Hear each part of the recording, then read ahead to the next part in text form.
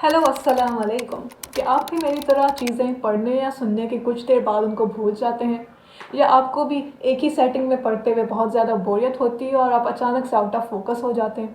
Well, you don't have to worry any more because I have a reliable solutions to your problems. I discovered these problems while I was preparing for my finals a couple of weeks ago. So, whether you are a university or college student, a Quran student, or just an adult who loves to learn new skills, take lectures or courses from social platforms or self help books, this video will surely help you in learning 5 new hacks which you can use to make your learning more fun and lasting. Number 1. James clear की atomic habits की book में वो कहता है कि when it comes to studying or learning, you should aim to create space that is conducive to focus.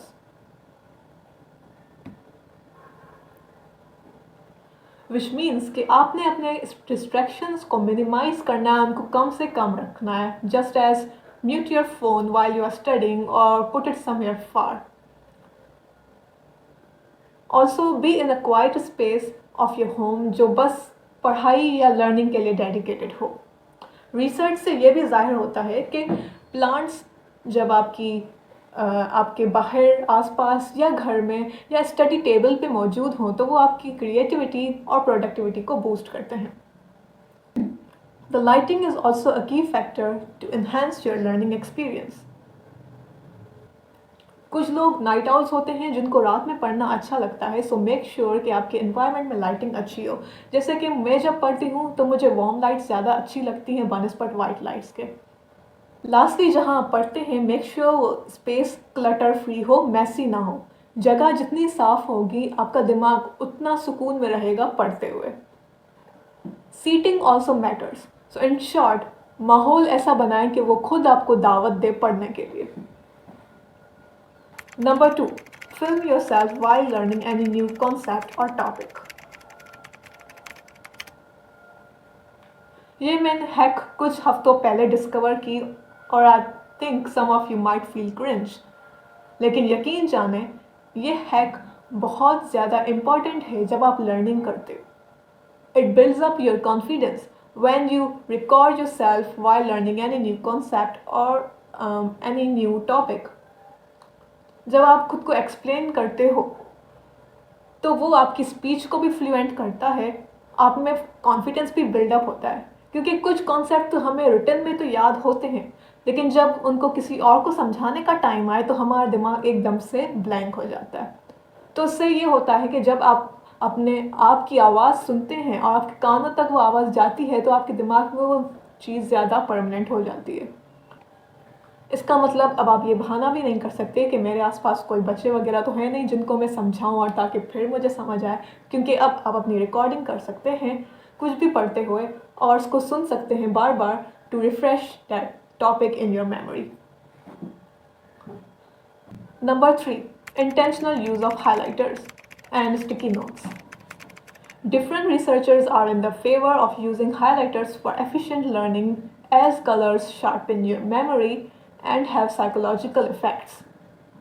Main points को highlight करना, चाहे बुक्स में या पीडीएफ्स में, स्टिकी नोट्स अटैच करके उनमें एग्जाम्पल्स डालना या उनको कुछ किसी कॉन्सेप्ट को मज़ीद एक्सप्लेन करना, ये सब आपकी लर्निंग को ज़्यादा इंटरेस्टिंग बनाते हैं और आपको ज़्यादा फोकस रखते हैं. जब आप एक कलर की पहचान बनाएंगे while taking notes with different color pens or highlighters, for example highlighting yellow color for things which are most important which you have to learn, or highlighting something red which means कि आपको ये चीज़ सुबह तक revise करनी है. for example मैं ऐसे बहुत ज़्यादा स्टेटमेंट्स को डिफरेंट पेन्स या हाइलाइटर से कलर करती हूँ इम्पॉर्टेंट वालों को, तो इससे ये होता है कि मुझे वो हर एक कलर की आइडेंटिफिकेशन होती है, तो जिससे बहुत ज़्यादा आसानी होती है. अच्छा, कुछ लोग हाइलाइटर्स को बहुत ज़्यादा ओवर यूज़ करते हैं, जहाँ ज़रूरत हो भी ना फिर भी वो पूरे पेज को हाईलाइट कर लेते हैं, telling with my personal experience. तो इससे ये होता है कि आपको मज़ीद कन्फ्यूजन होती है और आप उस चक्कर में सारा कुछ याद कर लेते हैं जो इतनी इंपॉर्टेंट चीज़ें होती भी नहीं हैं. Number 4. Make flashcards or jotted notes for quick recall. Some of you might be aware with flash cards, but for those जिनको नहीं पता कि फ्लैश कार्ड्स को कहाँ सही जगह पर इस्तेमाल करना है, let me explain. Use flash cards to quiz yourself for concepts or meanings for words which you are learning. Flash cards के ज़रिए आप एक कार्ड या पेपर के एक साइड पे आप फॉर एग्जांपल एक टेक्निकल वर्ड लिखते हैं और दूसरी साइड पे उसकी मीनिंग लिखते हैं. This is a helpful tool for those who are learning new languages और कोई भी मतलब डायग्राम्स याद कर रहे हैं या कुछ इस किस्म की चीज़ें याद कर रहे हैं जिनका मुश्किल वर्ड्स से रिलेटेड हैं. तो इससे ये होता है कि जब आप रोज़ाना उन कार्ड्स को देखते हैं, पढ़ते हैं, अपने फ्रेंड्स को बोलते हैं कि मुझसे पूछें, और आप तो वो चीज़ आपको मजबूर करती है आपके दिमाग को कि आप वो उस चीज़ को रिकॉल करें, उसकी मीनिंग को रिकॉल करें. और जब आप वो मीनिंग रिकॉल करते हैं तो आप फैक्ट चेक पीछे से कर सकते हैं कार्ड के कि अच्छा यही मीनिंग है कि नहीं. तो दिस इज़ वेरी हेल्पफुल. इसी तरीके से आप जॉटेड नोट्स भी बना सकते हैं. जॉटेड नोट्स में ये होता है कि आप इंपॉर्टेंट पॉइंट्स राइट डाउन कर लेते हैं एक सीक्वेंस वाइज में, और जो आपको कवर करनी हो, फिर जो भी होता रहे आपने पढ़ ली हो उसको टिक कर लें, चेक कर लें. ऐसे ही होता है कि जब आप सारी चीज़ें आपके नज़रों के सामने होती है तो आपको मज़ीद एक दिमाग को एक डिसिप्लिन में रखती है, और इस तरीके से आपकी लर्निंग डिसिप्लिन होगी और आपका बर्डन आपको बहुत ज़्यादा कम लगेगा बनस्पत उन चीज़ों के जो एक मतलब बहुत ज़्यादा आपके दिमाग में फैली हुई होती हैं कि मुझे ये भी याद करना है, ये भी याद करना है. जब उन सारे की पॉइंट्स को एक पेज पे लिख लेते हैं आप, तो वो ज़्यादा आसानी होती है आपके लिए.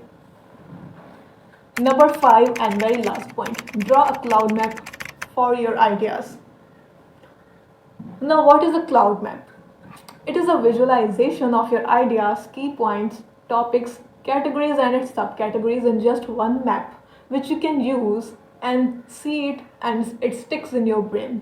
The visualization is made as clouds where we precisely define topic or theory in a map form.